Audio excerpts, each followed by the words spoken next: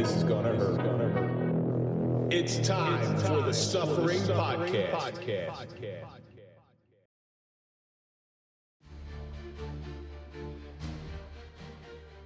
For those who are compelled to serve, our approach to life becomes reshaped. The willingness to place yourself in harm's way for the faceless and for the unnamed. The ability to run towards the danger when everyone else is running away. The brain is rewired for valor rather than self-preservation. To stand in the middle of danger and safety becomes as natural as breathing. When that service ends, the mindset remains, but may shift targets. Just because your service ends does not mean you no longer serve. When that ethos has touched your soul, cleansing it becomes next to impossible. You are forever a savior who always looks for someone to save. I'm Kevin Donaldson, always here with Mike Felice, and welcome to the Suffering Podcast. If you're a fan of overcoming adversity and overcoming suffering, then we're for you, because that's what we do here and that's the stories that we highlight. So do me a favor, hit the like button, subscribe to the channel, please comment, ring the bell so you can get notified of all of our new content, and now you can join. And of course, follow us on all social media so you can find out what we're up to when we're up to it. On this episode of the Suffering Podcast, we welcome Eric Crafton to talk about the suffering of veteran services. Now, Eric has served, but one thing I know about people who serve is they don't stop serving, they continue to serve. Thank you very much for coming in tonight. Pleasure to be here. Before we get into anything, because Eric's got a great story and he's doing amazing stuff now, let's give a big shout out to our marquee sponsor. That's Toyota of Hackensack. We don't trust anybody as podcasters, and we certainly don't trust anybody as retired police officers, but we do trust the guys over at Toyota Hackensack. So go to toyotahackensack.com and let them find you a car. Also tell them the Suffering Podcast sent you. So Eric, each week we take a question from our audience. This one comes from Stymie Rascal, which I love that name. What keeps you up at night? You know, we all have these things, that these little implicit fears in us. And I love that question because it's so poignant and so short and so to the point. So what keeps you up at night? I guess lately, the thing that keeps me up at night, especially when it comes to, let's say, veterans or veteran services, are people that need help and aren't doing any outreach to try to obtain that help. I'm wondering what the reason for that is, because I recently ran into this with a friend of mine who works in the town that I work in. Marine, you know, wonderful guy, really a stand-up guy, and he's like almost afraid to take services, even though he's legitimate. He's afraid to take services away from people. I'd love to know why, but I guess that's a little bit of the warrior mindset, you know? Well, one of the most common answers that I get from especially the older generation. So I've worked with veterans from every conflict you could think of, everything from, let's say, Vietnam, from the latest to OIF, OEF, and some of the recent guys that are coming back home now. The ones that are not going for services typically say that. They say, you know, I'm afraid of taking away from somebody else that needs it more. What I have to remind them is a few things. One, the VA, the Department of Veterans Affairs, has the budget of some country's entire gross economic product. Yeah. So don't worry about them running out of money. They won't. And the other thing is, I've deployed before. I'm actually eligible for VA healthcare because of my overseas deployments and also stateside deployments. So if they feel like they're taken away from somebody, tell you what, I'm not using any of the appointments. Take mine. Just use mine. Well, the funny thing is you stepped up when most people won't, okay? And that's how I see veterans. Like, you step up when not many people will do that. So you deserve a little bit more care than the average person. You deserve a few more services than the average person because let's face it, you had the balls to do what most people don't have the balls to do. So therefore, and I'm talking about the ladies too. I'm not just talking about the men. So why not? Like I never understood that, but I do understand it at the same time. It's an honorable trait to have. It's unusual because when you go through the different conflicts, the different generations of veterans, it becomes less frequent hearing that answer with the newer generation. The new generation, they know what's out there. Yeah. They want to go after it. They just don't know how. Or they have questions about how to obtain X, Y, and Z, how to get certain services done, what's available to them. But as far as execution, they're ready to go. It's the older generation, for some reason, that's afraid of taking away from somebody else. You know, the Vietnam vets especially, and that's why Rambo, while certain things in the movie Rambo were a little skewed, but the sentiment behind Rambo was so important. And people don't realize that. Everybody sees Rambo as shooting the explosive arrows and stuff. But if you watch Rambo 1, that is all about Vietnam vets crying for help and nobody's there to help them. Well, it's different now. It's so much different now. There is this help out there. You don't have to cry like the older generation. You're standing on the shoulders of giants. Mm-hmm. And I'm in my opinion, they deserve all the respect that they absolutely. I mean, first they went through a very, I mean, saying it was a very hard conflict is probably diminishing their experience, just that phrase alone. So I'm not even going to say that. What I will say is that they went through a lot of things that maybe a lot of other people did not go through. Like our generation has burn pits where the DOD and whatever, they decided to do it this way, where they took classified material, uniforms, this and that, and just started burning everything, poisoning the soldiers in the bases surrounding them. But then you got Vietnam, where they were actually using a literal poison. Oh, Agent Orange? Agent Orange, to kill all the crops and whatever. The bugs and stuff. And yeah. And they were having these guys handle it in such a way and resulting in what we know now to be different forms of cancer and breathing issues and everything from hypertension to cancer to everything. I mean, even look at that Camp Lejeune lawsuit. And that is still ongoing. Yeah, and that's a whole big one. And it took them, how many decades for them to actually come up with something where they can get compensated? So the funny thing is I tried to apply for the Marines, and when I got denied. Listen, I was too wounded already from football. They said no. But because I did that, I still get those emails like Camp Lejeune lawsuit, you may be eligible. I'm like, no, I'm not eligible because I was never there. But the thing that keeps me up at night is silence. And I'm not talking my silence. I'm talking about silence of other people. So the silence of other people who are crying out internally, but they just don't know how to verbalize it. That's the stuff that keeps me up at night. And that's what keeps me doing what I do. I want those people to feel brave enough to have enough courage in order to speak out, because there was nothing so tragic. And I watched this with my partner, Mike. There was nothing so tragic than somebody who is crying out internally, just doesn't know how to verbalize it. It never ends well. It never ends well. But if they do have the courage in order to let it out, it's a start to some real healing. So what keeps me up at night is absolutely silence. That probably falls into the majority of my cases. Like, I think back to, I'll give you one example that probably falls into what you're saying. I recently had a veteran that, full-time, I'm a police officer in the state of New Jersey. So I had a veteran actually call dispatch saying, I just got evicted. I don't know what to do. Is there any type of resource you can give to me? I just so happen to be working that day. And my dispatch knows I'm a veteran. I'm involved with the American Legion and all the other veteran groups throughout the state. So they said, you know what, maybe Crafton knows, so we'll send him. And it's no different than calling somebody who can speak Spanish to a Spanish-speaking victim. Yeah. It's no different. More or less. You're going to be able to relate to them on a different level than, say, somebody like me who I didn't serve. Yeah, and also that I'm also involved in all these different veteran services. That's probably what was their mindset on sending me to that job. So he didn't say, so for an eviction to happen in New Jersey, that takes place over the course of months. That's not done overnight. Right. He stayed silent for 30, 60, 90 days through all the court proceedings. And it was only when he got that final order of eviction when he finally spoke out. So that's how most of these jobs hit me too. They stay silent for X amount of time.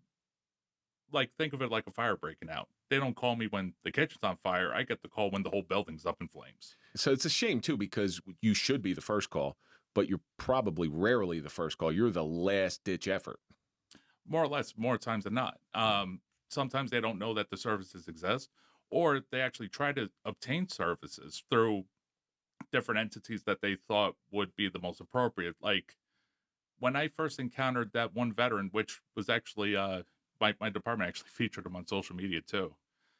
I brought him into police headquarters, and my supervisor at the time, he's like, you're on duty. I think the most appropriate thing for you to do first before you contact a nonprofit organization is to contact the VA. I didn't think there was going to be much coming out of it, but I figured I'd give it a shot. So I called the VA, the homeless helpline. It's an 800 number that they set up just for homeless cases involving veterans. they gave me a list of shelters in the area. That was the service that they offered me.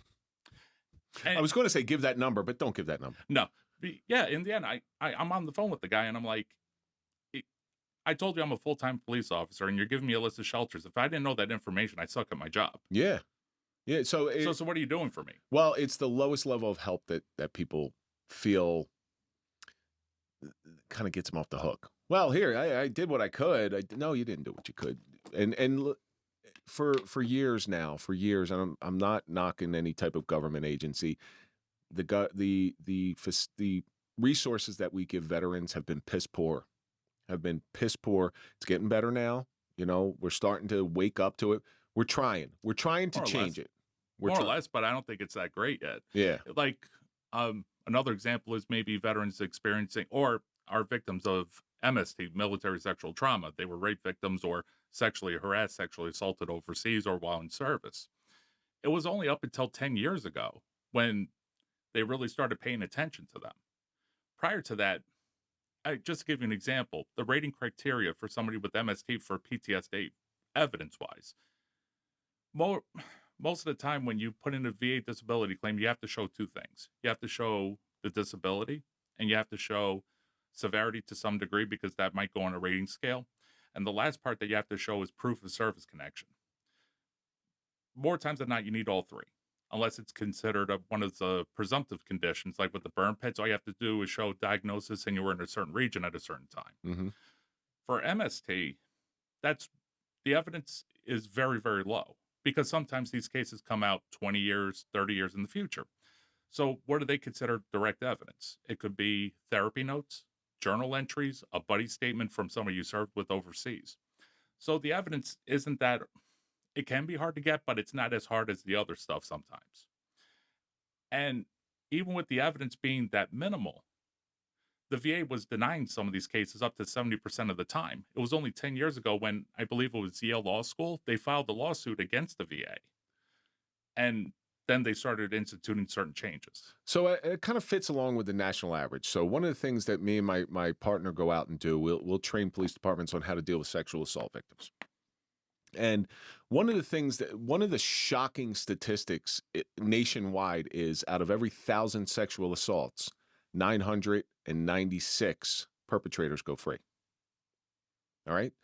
That's horrifying. That means only 4 are 100%. Getting put in jail. And that's sexual assault. That's everything from rape to improper touching. But that's crazy. So I always consider the military a little microcosm of what's going on in the world. And it's probably no different in the military than it is in the rest of the world. We tend not to believe victims. We tend to, because 1 in 4 women, we'll take just women on this one. 1 in 4 women in the country is victims of sexual assault. Okay. Probably a little higher in the military because I know women in the past in the military haven't been looked at very favorably. I don't have that data. Yeah. But what I can tell you is that, I mean, me and you had similar experiences as far as a professional career. You didn't serve in the military, but I did. But we both served in law enforcement. When you're trying to charge somebody with sexual assault, you need, you have to gather evidence, and for them to be convicted, it's proof beyond a reasonable doubt. Mm-hmm. When it comes to VA claims, it's the preponderance of the evidence. 51% sure that it happened. That's actually encouraging because it's encouraging for a couple different reasons. The people who need the help are getting the help. But anyway, so I know that was a long drawn out social media question. Stymie Rascal, thank you so much for sending that question in. Keep sending in your questions and we'll try to get them on the air. So Eric, you and I got connected through the Hurricane himself, Mike DePalma. Mike has been one of these people who there's an ever flow of interesting people that he brings in. And that's why when he says, hey, you want to check out this guy? And I did. And he never has steered me wrong. I'm telling you, never once has Mike steered me wrong. Maybe once. Everybody gets one. When he introduced me to Tom in there, it's just, it's kind of the way it goes. No, so why don't you tell our audience, you got this big guy in here. I want you to tell our audience a little bit about you, where you grew up, how you grew up. Well, born and raised in Fort Lauderdale, Florida, Broward County area. Wait a minute. You grew up in Florida. Yep. And chose to move to New Jersey? I was a minor. I had no choice at the time. Zero choice. You need to fight that one tooth and nail. That's on you, bro. What am I going to do? You went from the nicest weather in the world to the shittiest weather in I the don't know. world. The summers, me and you could debate that one, but during the winters, definitely. Yeah, so summers are always tougher on big guys. I'm going to tell you Yeah, that. seriously. The heat and me don't mix well together. But during the winter months, it's nicer. Broward County always used to be featured on Cops. They had a lot of action down there. Them, Miami. Yeah, but actually pretty much all of Florida, because I think there's less restrictions on what you can show or not show, what you could release to the public, not release to the public. They have, I don't know exactly what the law or the policy is in Florida, but they're more liberal when it comes to public releases of information. That's where you hear all these stories about Florida man doing this, Florida man doing that. Florida man eating your face off, some crazy shit happens. Florida man wrestling a crocodile out of nowhere. Well, Florida's a weird state because you, like in New Jersey, you know when you're getting into a sketchy area, right? There's signs. There's subtle signs. You know, all you got to do is go down 280. Yep. All you got to do is go down 280 and you'll see when you're starting to get into the sketchy areas. Sure. In Florida, so my wife and I in 2008 were in Boynton Beach. Okay? And Boynton Beach, it was two friends of ours, they were Jewish. So there's a big Jewish community down in Boynton Beach, and the wedding was gorgeous. It was on the canal, on a boat and stuff. Food sucked because that's what I know about Jewish weddings. Food sucks. But the wedding was beautiful. What I didn't realize is when we took the car there, we went from a nice area, literally the next street, to the worst ghetto that I've ever seen. It was awful. And then when I got home, I saw featured on Cops, Boynton Beach. And then you go to the canal, and on the other side of the canal, their doors cost more than my car. Sure. And it's that quick. It will hit you out of nowhere. Like every year I take my son down to Florida for Halloween Horror Nights. I love going to Universal every year. That's one of the things I love doing. One day I'm in my rental car. I'm like, yeah, let's stop at the 7-Eleven. We need some stuff for the hotel. We're in a nice area. All of a sudden, crossing I think it was like 3 blocks difference. Went from nice to, I'm seeing drunks all over the place. Yeah. One person was wigging out on whatever substance he was on that day. And that was in a 3-block difference. I'm seeing that. It's a different world. Like it's almost culture shock when, but then, I was just out in LA and I'm in South Central, which, historically hasn't been a real nice area. And they call that the ghetto out there. And I said, wait, you got a lawn. Ghettos don't have lawns. Inner cities don't have lawns. You got lawns. So it's different. It's different in every section of the country that I've been to. Sure. So you grew up down there. What brought you to New Jersey? Well, my mom wanted to be closer to her half of the family, which they all live in the New Jersey area, and that's what brought me back up here. And where did you land first time you moved to New Jersey? Newark. And you lived in Newark? No. Well, you said land. I thought the flight. I'm like, there's only 3 airports I could go to. But no, North Bergen. I've lived there pretty much ever since moving there. I've never left the township. So the home of Jimmy Braddock, the home of Joey Diaz, all those interesting characters. I love Joey Diaz. He's awesome. So it's also the home of, we had a gentleman in here, his name's Dr. Maurizio Miglietta. It's the one Italian name that I can say because it just rolls off your tongue. And he's one of the preeminent trauma surgeons in the country. He was in here and he starts talking about this old man who was real nice across the street. It's Jimmy Braddock, Cinderella man himself. World heavyweight champ of the world, but listen, that was an old man to him at the time. So North Bergen is an interesting. I was there. I was filming a TV show for Stick at Night. That's what it was, and it was in North Bergen. A lot of filming took place in North Bergen for a lot of different shows. Yeah, especially on West Side Avenue of all places. Is that the industrial area? Yeah, because there's a lot of studios in there, and I think it's cheap studio area because that's where everybody seems to gravitate. Seems to. So what was it like growing up in North Bergen? How old were you when you moved in there? I want to say about 12. 12? Okay. 10 so to 12. Your formative teenage years you spent in North Bergen. Pretty much. How was that moving from Florida to New Jersey? With the difference of weather? People. I mean, it's more congested here, obviously. It's more congested. But you know what? I don't really remember too much because I spent most of my life here. It's pretty much all I know. Yeah. So if there was a culture shock, I don't remember it. No alligators, that's for certain. No alligators, but what do we got here instead? You got Canadian geese all over the place trying to chase you and stuff. There's an interesting story about Canadian geese in New Jersey. They're everywhere, and they tried to cull the population. So they went out and they killed all these Canadian geese. And what they were going to do with the meat is give them to the homeless. The problem is all those Canadian geese been drinking out of contaminated areas, and each one of them was contaminated. So they gave a couple to the homeless people, and they were contaminated meat. And that's what I can't figure out about New Jersey. They'll bend over backwards to try to help people in the weirdest ways possible. So, like, New Jersey has a lot of great veterans benefits, for example. But there's only one that has a real financial value, which is if you're 100% service connected, you get all your property taxes wiped out. Yeah. If you're permanent total, you don't have to pay property taxes on your house. In New Jersey, that's a huge benefit. Sure. What do they offer the rest? If you are a veteran, you get $250 off. So you could be 90% service connected, you get $250 off. $250 is nothing in New Jersey. If you're a member of the National Guard, you get a free hunting license. You can get that. Oh, that's You can awesome. get free beach passes. You can get that. Anything that doesn't cost real money, New Jersey will do. So you're saving $20, and what's a hunting license now? $80? Yeah, it's like stuff I'll pay for myself. There was actually a bill that was put forward. I thought it was a great idea. I think it was Assemblyman Brian Bergen that brought it up. I know him. I do jujitsu with him. I know Oh, exactly. Yeah, I know exactly who he is. But he brought up a bill where I'm like, that makes sense to me. Where, let's say you're 50% disabled. You get a 50% deduction off your property tax. 80% is 80%. So Makes sense.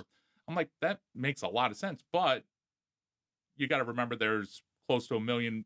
I forget how many vets are in New Jersey now. I think they said, I checked the census not too long ago. I think it was, I would like to say 800,000, but I could be way off on that. You take that number of people, and let's say half of them have some sort of VA disability, you're talking about a lot of money. So very quickly.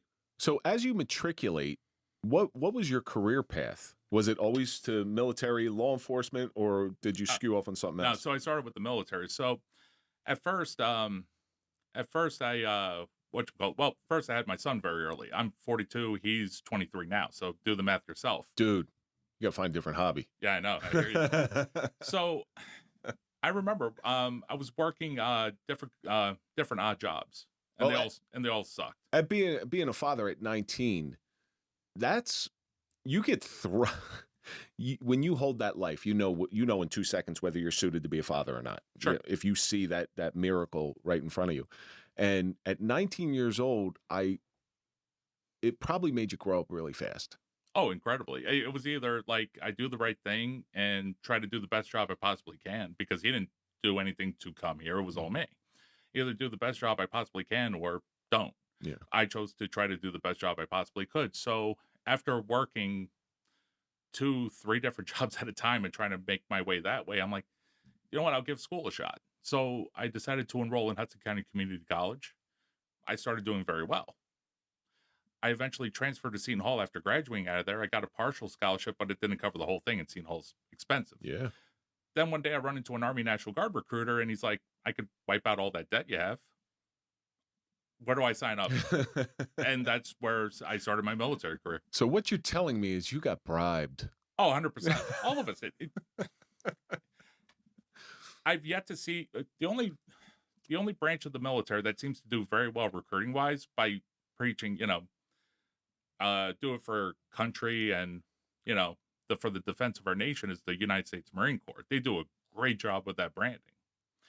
Everybody else, look at every Army commercial. Hey, learn this cool job that you might get to do. Yeah. Maybe. Sometimes. But we're going to give you $20,000, $60,000, $80,000 on top of that as a bonus. Okay. We're going to give you free college tuition. And that's one of the biggest branding items of the New Jersey Army National Guard. If you go New Jersey Guard and you go to a state school, let's say you want to go get your law degree, they legally cannot charge you tuition. You got a tuition waiver for that. The only thing you're on the hook for is fees and books. So you might get a whole law degree for the cost of like $5,000 all in the end. So it may, and it's a nice benefit. It's a nice benefit. The government gets what they want. They need soldiers, and you get what you want. So it's not a completely one-sided relationship, which is important. Sure. But I've been seeing a lot more of this recently, where you're having National Guard vets come in. I just been seeing it a lot more, and people. So when I was growing up, National Guard was seen as, I want to be military, but I really don't want to be military. Okay, it's been such a shift in the last 20 years. Sure. because we had a guy in here, Earl Granville. He was over deployed, gets his leg blown off, and he's got the worst sense of humor I've ever seen in my life. But are you ready to enhance your skills and provide the best care to those who need it the most? I'm Kevin Donaldson. I'm Sherry Alsop. Our trauma-informed training is here to help, and we've been traveling across the country delivering this essential need to departments and organizations of every size, shape, and makeup. We come to you with on-site training so you don't have to worry about travel or scheduling conflicts. This isn't just a class, it's an interactive experience. You'll learn directly from subject matter experts who teach from a victim's point of view, putting you in the shoes of those who have experienced trauma. This approach allows you to understand trauma on a deeper level and to better serve the individuals you work with.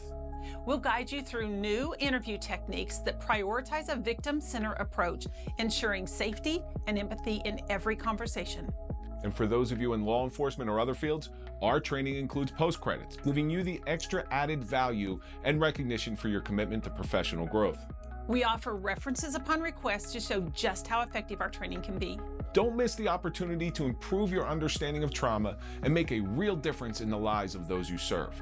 Get in touch with us today by going to sherryalsop.com and let us bring trauma-informed training to your organization. Together, we can make a lasting impact. Recently, I had another National Guard in here, and they're all on. Oh, I know who it was. It was Denny Giamazzo. They're all on deployments now. They're all going overseas. Oh, a bunch of them just came back home. Recently, and I'm saying recent, last year they deployed, I think, 1,500 soldiers to Iraq and Syria. And we're not even in active war right now. Yeah. Yeah. That's, but look at where Iraq and Syria are and what's across the way from us. Yeah. There's a reason why we keep those bases open. So I'm starting to see that more where National Guard is, there's got to be some benefit to it. And what you're saying right now with all the financial benefits, that actually makes a lot of sense to me. Well, and there's also benefits for the active Army to deploy National Guard too, because there's a certain amount of training criteria that we have to do every year.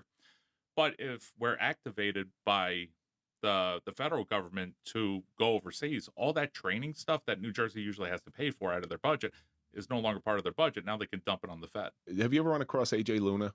Oh, yeah, all the time. Okay, so AJ was in here. He knows him too. So AJ was in here, and, because you guys are in very similar fields right now. But there's another National Guard, and I'm starting to see it so much more recently. And I'm overly happy. I think, in my opinion, every able-bodied man, woman in this country should do some sort of service to their country. I wholeheartedly believe that, because I think it gives you a little bit more appreciation for the freedoms that we all take for granted. I would agree. I mean, but we went from what it was in Vietnam, where they were, just drafting everybody, to an all-volunteer force. When you go to an all-volunteer force, you do have to offer an incentive to bring everybody in. Mm-hmm. And some of the best ones that they saw was people are going to dead into college. Let's find a way to wipe that out, something positive. Let's say they don't want to go to school while in service, but they want to go after. You got the post 9/11 GI Bill, where you get a housing allowance and they pay for your school at the same time. And the housing allowance isn't peanuts. I think for northern New Jersey right now, if you're 100% post 9/11 GI Bill and you're going to a northern New Jersey school, it's based on the zip code of the school. It's based on a Sergeant E5 with dependents. That rate, you get $4,000 a month. That's beautiful. And $4,000 a month will get you the better part. Well, in New Jersey, it'll about pay for your housing. If you're a single person, it'll pay for your housing and most of your bills. Hopefully, rent's going skyrocket. Yeah. It has been skyrocketing lately, so you're not going to be able to buy a house on that. Let's put it that way. But no, in the past, it used to be really, really good, where you could potentially pay your mortgage and all your bills with the housing allowance. But now, it's hard. Things have been skyrocketing so quick. And it's not, I guess it's not keeping track in the military what they're offering. Well, they're trying to. I remember, I think it was last year, where they usually only adjust the housing allowance once a year. But they did a special thing where they're like, okay, we're going to adjust it now because we're way off, from where it should be, and people can't afford decent housing. So they actually made, I think somewhere in the third quarter of either last year or the year prior, where they did an extra boost when they only usually do it once a year. So when you went into the military, you had a vision. You know, obviously you're getting this great money, but you had a vision of what it was. Was it what you expected when you got there? No.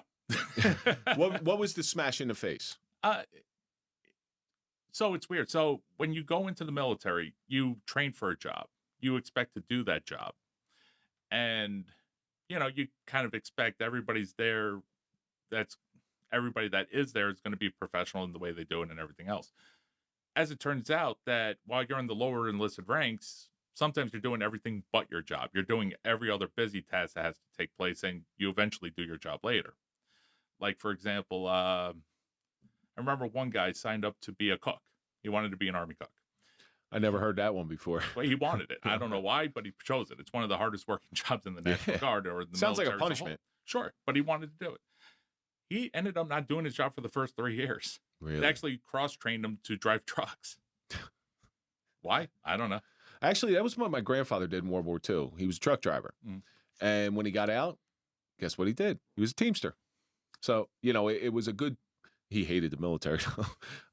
He hated officers. Let me be very clear. He didn't hate the military, he hated officers. But there is, so it does a little bit more than just trains you for a job. It accelerates your life lessons. You have responsibility. It's weird. So you're instantly thrusted into a big boy position, but they treat you like a child at the same time. Both are true at the same time. Like, they'll give me all these weapons of war. I'm blowing shit up in basic training. They're giving me shit that maybe most kids shouldn't handle, right? But there was a strict curfew on certain things, or you had to be back by a certain time. You had to check in with this guy.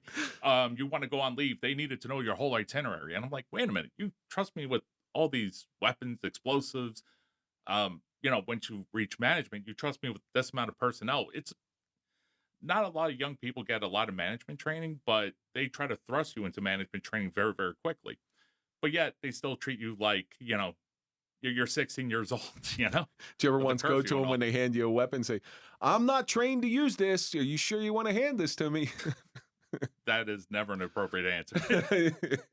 It's always, you know, oh, I could use some refresher. I want to do this and that, and they'll walk you through it. But if, you know, you're afraid to do something, expressing that fear is probably not the best answer to give in the military. No, I was just watching I got that from The Watch with Ben Stiller and the security guards in Costco, and he has a gun. And he goes, don't come near me. I don't know. I'm not trained to use this gun. So once you were in the military, what job did you sign up for? Truck driver. Truck driver. Okay. And how long did it take you to drive trucks? I had a CDL going in. Oh, beautiful. So it was weird. So I didn't intend to stay in the military for longer than my first enlistment. My whole goal was, you know, do a job, try to get my education paid for. I had a long-term goal of getting my master's degree, and I wanted to do it as cheaply as possible, if not for free. So that was my initial intent. I just ended up staying, and I got 17 years of service later. What'd you find drawing towards the military to make you stay in for 17 years?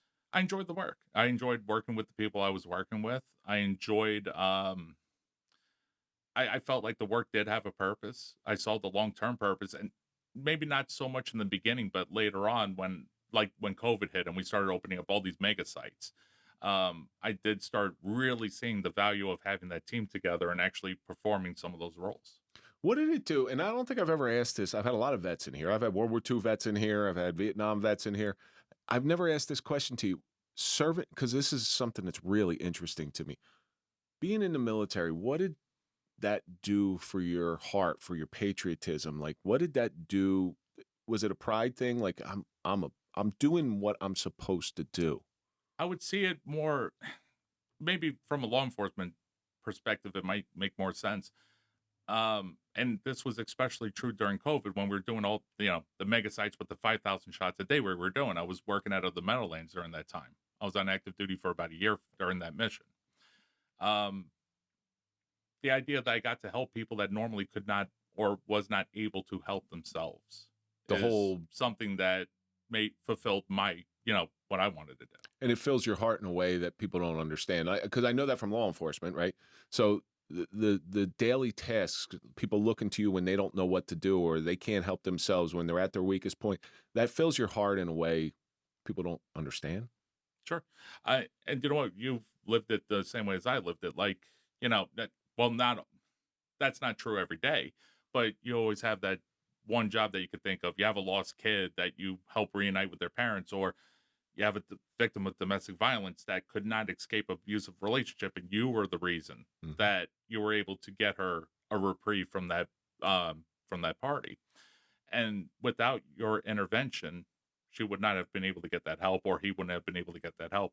The same is true with the National Guard. We try to provide a service where if people are in trouble and they are unable to help themselves, we are the intervening factor. You know, a couple of weeks ago, one of the social media questions is, what did you want to be when you grow up? And Tom Flynn was sitting in here and he said he wanted to be a superhero. Well, it's kind of what you became, but you just became the reality version of a superhero. Because what does a superhero do? They show up when all hell's breaking loose and they come to save the day. While we don't always get a chance to save the day, we're there. We try. We do our best. And I think maybe that's the best way to answer that question. You did a great job at doing that, because it gives you a purpose. Well, and for me, it changed a little bit when I hit the supervisory roles too. It was more like, that was always the back thought of my mind, like, especially when I was on a mission where, okay, we're going to help these people because, for the lack of a better word, they're fucked. Mm-hmm. They need our help. We got to go in. We got to help these people. But then it turned into, I'm in charge of these 10, 20 people. I want to make sure that they're taken care of. I want to make sure they're good. I want to make sure that they're getting everything that they're supposed to be getting. And that also became a concern as well. It kind of springboards into what you're doing now, which I want to talk about very shortly, is you chose to serve. And when your service is up, you don't just shut that off. You have that in you to serve, and you continue to serve. Maybe not in the capacity you once did, but in a much different capacity. Sure. Now, how does it work where you can maintain being an active National Guard soldier and become a police officer? Well, there's a few things. One, the National Guard is 1 week in a month, 2 weeks a year. Then we also have New Jersey and federal laws that protect our jobs when we are called to active duty. Like, when I was called to active duty, my job is protected. I cannot be removed from the job. I cannot be punished for going into the National Guard. Although we've seen cases in other municipalities where they try to ratchet down on them. They do legal ways. Yeah, I've seen that too. They try, but it backfires. It's like, look what happened in Clifton, for example. They try to ratchet down on those guys. They filled the township hall chambers during that one meeting of everybody protesting the elected officials. Whether it's true or not that those soldiers were doing that on purpose, whether that's true or not, it doesn't matter. Think about the optics of that. Oh, you're gonna do this to somebody who's serving their country? Oh my gosh, it's political suicide. Well, let me ask you this. Let's say they were doing it on purpose. Let's say they were looking for every mission they can jump on. If not them, then who? Correct. If they weren't going to volunteer for those missions, then who was? Then it's another municipality getting hit, because I'm trying to think of the makeup of my home unit, and I think 25% are civil servants minimum. Yeah. Well, that's a rough guess. It's a perfect segue into that stuff. So you're in the military and you're applying for police work. Sure. All right. How long did it take you to get on? I was hired in 2012. So you were right in the middle of that veterans preference type of thing. And I was just recently talking to... Oh, I actually wasn't officially vet at that time. No? Nope. I took the test. I, really focused on everything I was doing. And I don't know. I guess I answered the questions right. I got 98 point whatever on the test, and I got hired. I got called by 3 different agencies. You were an anomaly during 2012. We're dead set into the middle of a war. You had people coming home, and the veterans. So when I got on in 2001. We weren't in an active war. It was pre 9/11. So veterans preference, while it was there, okay, there wasn't a lot of vets. There wasn't a lot of vets doing it, so it was easier for a non-vet to get in. And then we watched this explosion of overseas stuff. So I'm going to say probably in the neighborhood of 2006, 2007, we had this influx of vets coming into the police world. Right. So being a civilian, a true civilian your whole life, and getting a police job was a very rare thing. So you must have done something special. 98 on the test. Yeah. I think that was my score at the time. I just did very well. I did not officially become a vet. As defined by New Jersey and federal law until 2009 when I deployed overseas. Is it still that way with being considered a vet? You have to deploy? You have to serve an active duty period of time. Okay. So you could do it stateside. Like there was a lot of guys on the COVID mission, for example, that served for 3 to 6 months that were considered veterans after the fact because they served on active duty for X amount of time. But you need that active duty service. Because when I was a kid, Korean War, I think it was Vietnam too. Korea was a conflict. They officially classified it as a conflict. So you had people who fought in Korea, from everything I hear, was horrendous. They weren't getting veterans benefits because they weren't technically a vet, like VFWs, or it was crazy. There's so many rules. So yeah, you got the VFW where you have to be deployed to a foreign country. Mm-hmm. You got the American Legion, they'll take any vet. Doesn't matter. You served in uniform. I think that's why the American Legion was started. And I think they're doing very well. I think they're doing better than the VFW for that reason, because they're more inclusive of a broader range of veteran than the VFW, which pigeonhole themselves into one subsegment within a subsegment of the U.S. population.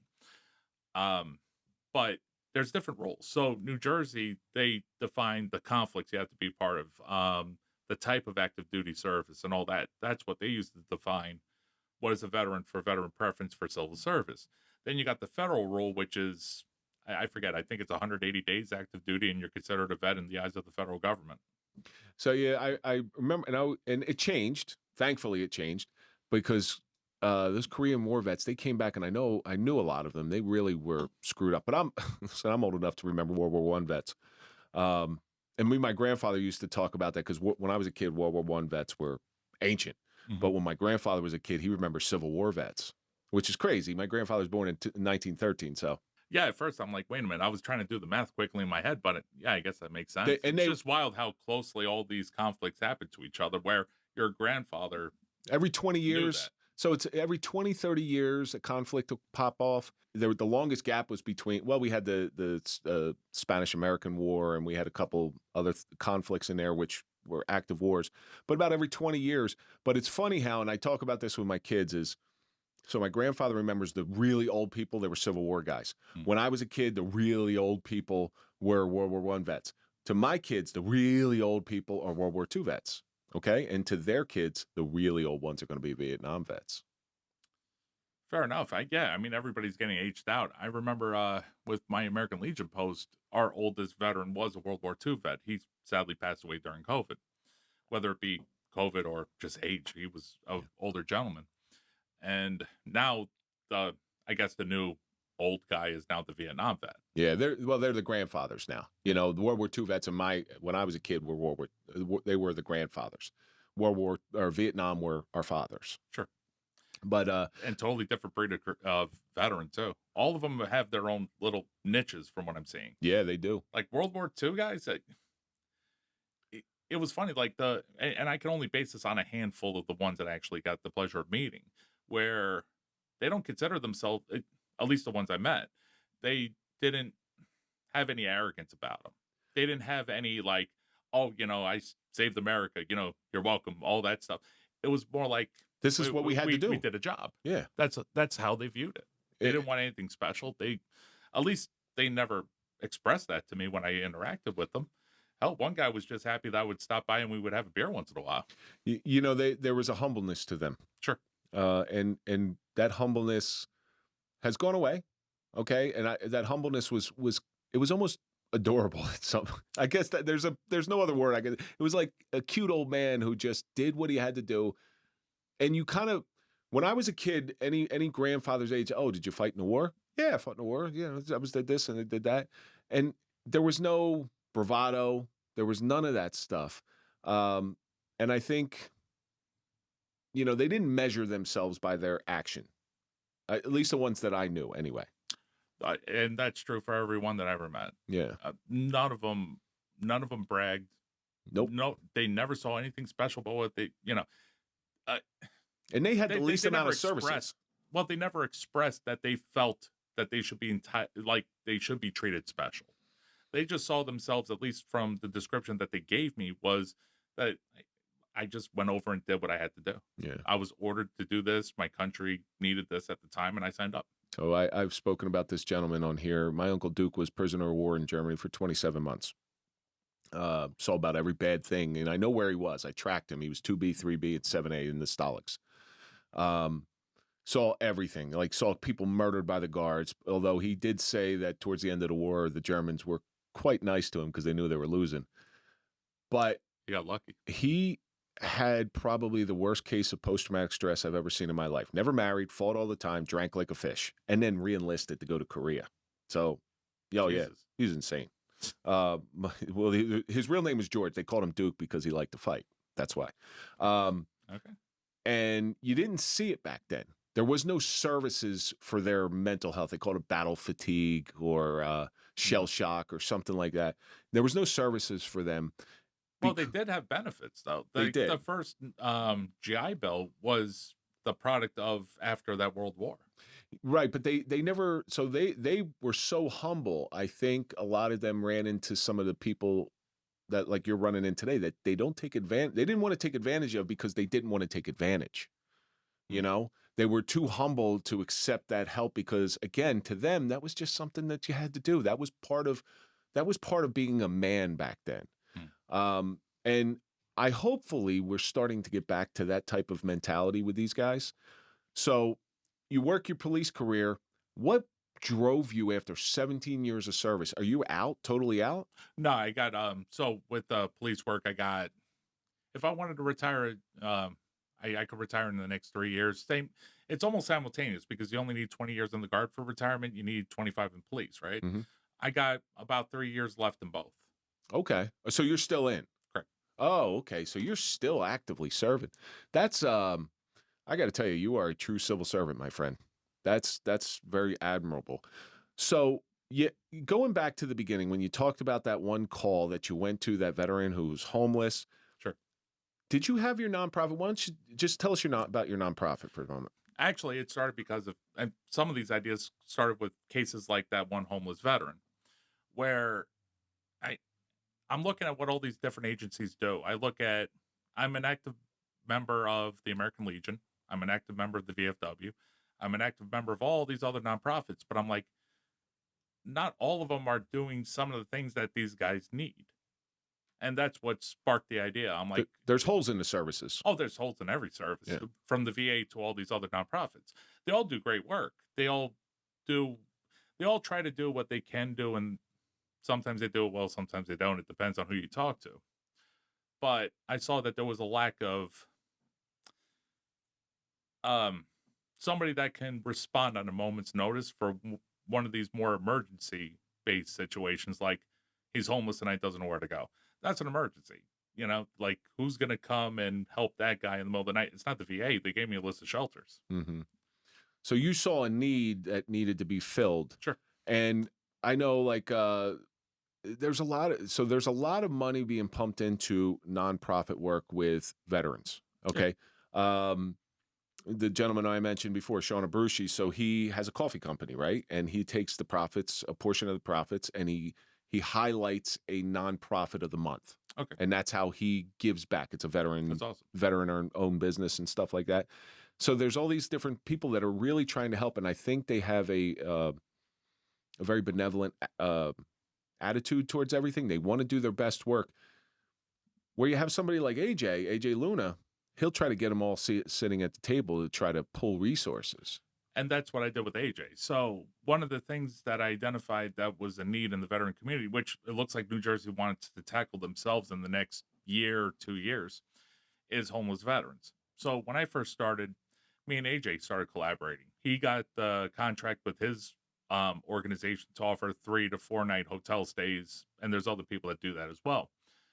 But to get into transitional housing, there's a few other steps you have to do. You have to get medically cleared. You have to show that you don't have any communicable diseases, stuff like that. So I started collaborating with AJ.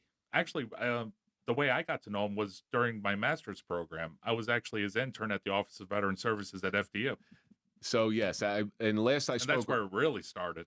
So I haven't spoke to AJ in a while, but because that's my alma mater. All right, so he's head of Veteran Services for FDU, and so it sort of connected us a little bit. But he's the guy, like he's the man when it comes to that stuff. He knows the ins and outs so well. So you couldn't have been working under a better person. No, he was one of the best I ever encountered. And me and him have both had the same mindset. Let's get these guys everything that they're entitled to and try to do it as quickly as possible. And that's what we did together at FDO.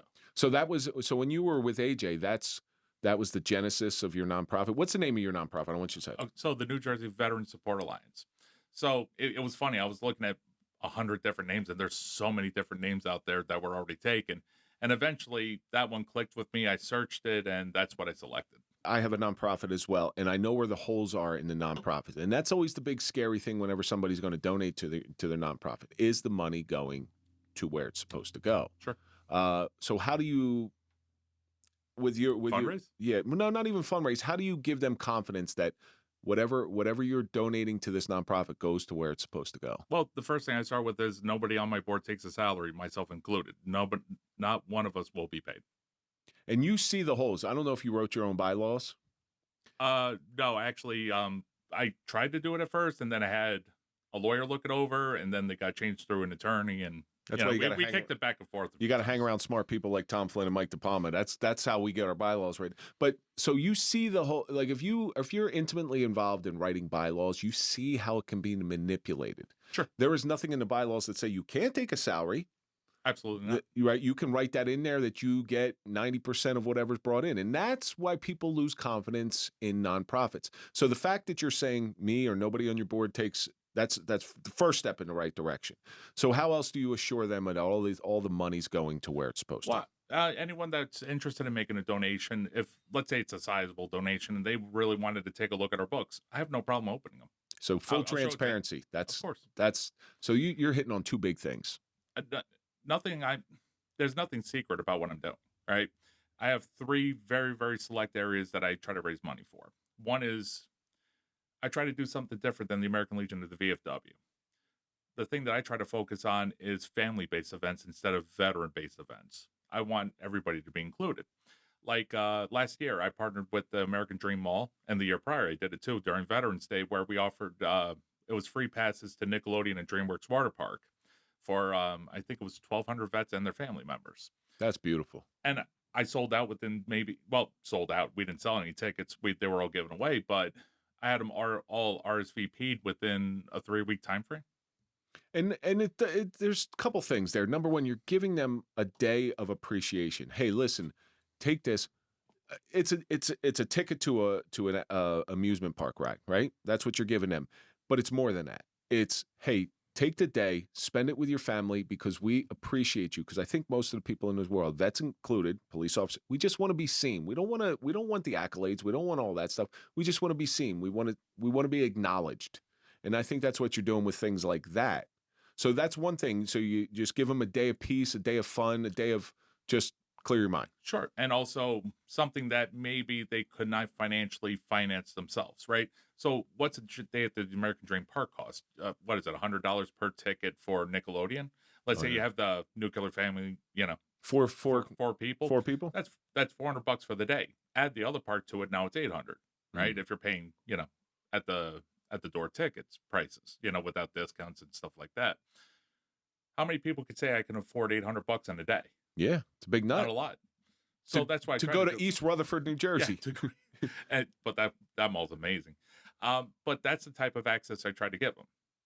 Stuff that maybe they can't afford to do themselves, something that they can't readily do themselves, and I try to give them that experience. I try to collaborate with different businesses to give them that experience. You also, so with the kids in there, the kids that come to the events such as that, you're actually making their dad a little bit of a hero. Wow, look, my dad got this special thing because he's a vet.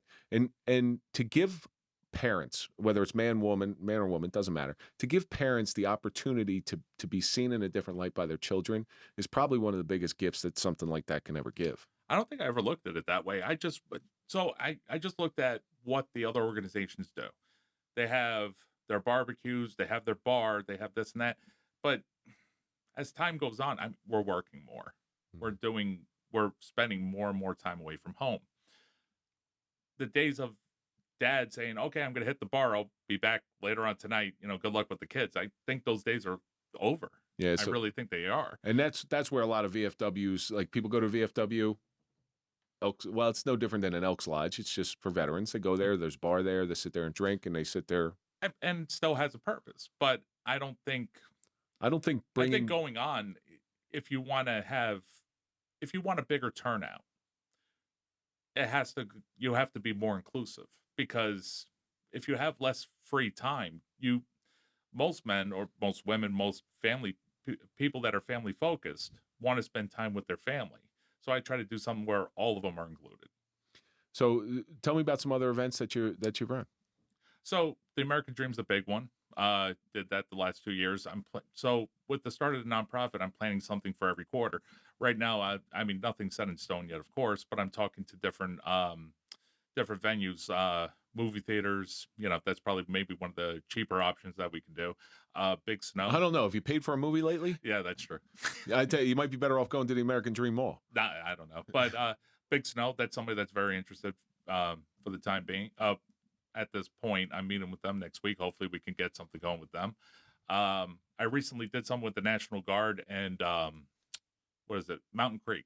Mountain Creek. Oh yeah. Yeah, they brought my whole unit out there. They invited everybody for a family day. That went off pretty good. It's stuff like that I'm trying to build on. And you also help people with their paperwork, from what I understand. Well, more or less. So,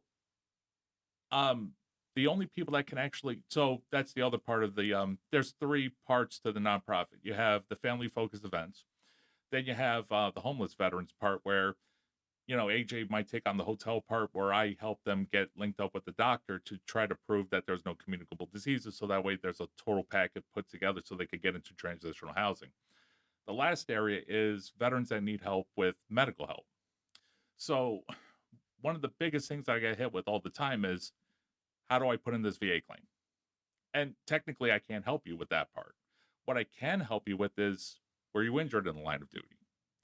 Okay, let's get you treated for it. Let's try to get you better. Mm-hmm. Let's focus on that. Does this doctor have any experience working with the VA? Does he know what kind of evidence you need for when eventually you want to put in a claim? Basically, just like law enforcement, evidence gathering. We try to gather as much evidence as we can, so when the veteran is ready to submit either his own claim or working with the VSO, he has everything ready to go. So it's important to note, and this is just from a law enforcement perspective, like if we need a doctor, sure, you're working with your squad, hey, I need a doctor for eyeglasses. Do you got a guy? Everybody's got a guy. Everybody's got a guy, but I look for a few things before I select, my guy. So one, do they have any experience working with the veteran community? So I'll give you an example. One of the guys I love working with, he owns an orthopedist practice. It's called Revive Orthopedics. Yeah, I know that one. Yeah, sure. Dr. Berger. Sure. Former Air Force guy. There you go. So right away, he has some experience working with military people, or at least some experience with military paperwork or something like that. The other thing I try to look for is, okay, he has that experience. Is it somebody I would take my family to? Because me, I'll see anybody. Maybe I'm probably less choosy than I should be for my own body. But when it comes to like my son or my mother, I'm a lot more reserved. I'm a lot more selective. Would I take them to that person? Think about police psychologists, or if you're struggling with mental health and you want to go. So I have 3 go-to people. My doctor, Dr. Anastasia Pytel, she was Virginia State Trooper. Dr. Eugene Stefanelli, who is the doctor who saved my life in my worst times, he has treated nothing but police for the last 40 years. Mm-hmm. Okay. Or you got Anna Peisch. Anna Peisch is married to a cop. So why do we gravitate towards those people? Because vets, like police, they're their own separate animal. And they strongly believe that nobody understands them the way that one of their peers understands them. Sure. So that's why that guy thing, it's like, even down to like a plumber. Hey, you got a plumber? Okay, and that plumber gets business. Now, one of the things, they may shoot themselves in the foot because police are notoriously cheap. Yeah. There's that old joke, with the haircuts, and you're giving away free haircuts to the priest and the rabbi and get all these 12 gifts, loaves of bread, wine and stuff. When it does it for police, 12 police show up for free haircuts. But they're notoriously cheap, but there's some value into it because it's a trust issue, right? It's all a trust issue. Do I trust you enough to treat me with whatever it may be, whatever ails me, whether it's mental, physical, it doesn't matter. Well, the first thing I try to do when I talk to a veteran approaches me, the first thing I try to set the stage right away is, I will not charge you a dime. So New Jersey recently passed a law where it goes beyond the federal law, where they do not want unaccredited people handling veterans claims, at least for a fee. So they pretty much outlawed the practice almost. It's still in existence. There's still some wiggle room that they left in the bill, but for the most part, that's the law that they passed. So I try to start off that way. I'm not charging you a dime for this. I'm just trying to link you up with the best care that you can get to get the best evidence you can get for if you decide to file a claim later, great. You're going to have all the tools in your toolbox to do that. If you're just doing this to get better, these are people I would see myself. This is people I would take my own family to. So they're great practitioners in that way. So that's the other way I try to look at it. Not only are they going to be documenting the stuff in a way that they could eventually do a claim with it, but it's also they're just great practitioners. And that's what I look for. Well, you know what? You're hitting all the marks. You have this personality to serve, obviously in the National Guard as well as law enforcement. You're doing the right things while you're continuing to serve. There's something, what I see in you is there's always something in you is like, I'm not doing enough. I can do more. I can do more. Yeah, it's funny. I had to stop myself. So this thing almost got too big. And I'm like, okay, I got to really limit this because I'm taking on 3 big projects at the same time. Are you married? No. Okay, see, that's dating. why you can do that crap. That's why you can do that crap. You get married, that's over. Yeah, pretty much. But no, for the most part, I try to refer them to doctors that can treat them. Yeah. Get them the evidence that they need. So if they want to file a claim themselves later, great. If they want to see a VSO, I know some of the better ones. I'll send them their way. At the very least, I try to get them at least to their starting point. That's pretty much the goal of the whole thing. And also, the last thing that I look for in a practitioner is I run into an uninsured veteran. You know, if I'm dealing with homeless veterans, I'm going to have an insured veteran. Are some of these doctors willing to see some patients, not all of them, but some pro bono? They all have agreed to do that, and some of them already have. They got to give a little bit, and they're going to get so much more in return, and that's where it's ending up with you. So, Eric, we're coming to the end of this thing here, and why don't you give out your plugs one more time? Give us your website, give us your social media. Let's throw it all out there so people can find you. Well, the organization is called the New Jersey Veterans Support Alliance. You can visit us on njvsa.org. We're a nonprofit. Just go like this, because there's going to be a lower third right behind you where everybody can go. There you go. Please visit us on njvsa.org. Like Vanna White. Like I would also like to just thank some of the partners that I do have, like Dr. Berger at Revive Orthopedics. He's been a phenomenal partner. He's actually one of the reasons I got introduced to you. Oh, through Mike? Yeah. Somehow they know each other, and then Mike knows everybody. He knows. I'm telling you, that man knows everybody. It's insane. Mike is one of my best friends in the world. Okay, and the amount of people that know him or he knows is staggering. You just got to sometimes translate his Hoboken accent a little bit, but other than that, he's a great guy. I enjoy talking. I love him. I love him dearly. So we are coming to this end of this thing, and there's always a place where I like to end this. I believe that suffering teaches us much more than our pleasure. Okay. And there's always a lesson in the things that you go through. So you're going through this Veterans Alliance thing. You're trying to help vets. You're trying to give them a little bit of peace. And you've witnessed the suffering of veterans on a scale that most people don't get to have a window into. Sure. So what has that suffering taught you? If it taught me anything, that you would be surprised how many people actually need help. I've been approached by people of all different ranks of the U.S. military for guidance. And you would expect, like, it's people with little no experience, you know, like maybe people that recently separated that were E4 specialists or sergeants, maybe as high as a staff sergeant. I've been talking to people that were commissioned officers. I'm talking to people that were high level enlisted ranks, like first sergeants and command sergeant major, for example. You would be surprised how many people have reached out for guidance because, I don't know, I guess some of these other entities aren't conveying their message that effectively. They don't know they exist, or they're just being ignored. So I think that's what it taught me. You never know who needs help until they actually reach out, because you would be surprised on who has reached out to me. There's all these resources out there. We just got to get them to the right people. And thankfully, Eric, you're doing God's work. Is what you're doing. Thank you. I just trying to help.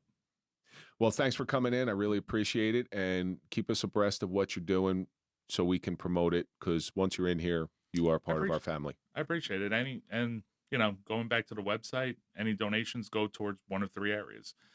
Don't spend much, or if anything, on the veteran stays. The only thing that's where I've been thankful. A lot of the things that I've been doing so far hasn't cost me a lot of money. Mm-hmm. Like the doctor's visits, most of those are being waived. Long-term treatment, that can eventually get costly if I start getting a lot of uninsured vets. It's mostly some of these events. But even then, I try to get the tickets as cheap or cost-effective as I can. But every dollar that anyone tries to donate to us will not go to any salaries. Thank you very much, Eric. And that's going to do it for this episode of the Suffering Podcast, the Suffering of Veteran Affairs with Eric Crafton. Let's think about all the stuff that we learned. The call to serve is probably the most noble. Veterans deserve way more than we give them. Services are meant to be used. It's often about trust, but most importantly, thank God for our United States veterans. And that's going to do it for this episode. Don't forget to go to popple.com, put in the code TSP20 for a 20% discount on your digital business card. Follow us on all social media. That's Instagram, Facebook, TikTok, LinkedIn, OnlyFans. Follow me at Real Kevin Donaldson, and of course, follow the Suffering Podcast. We'll see you on the next episode.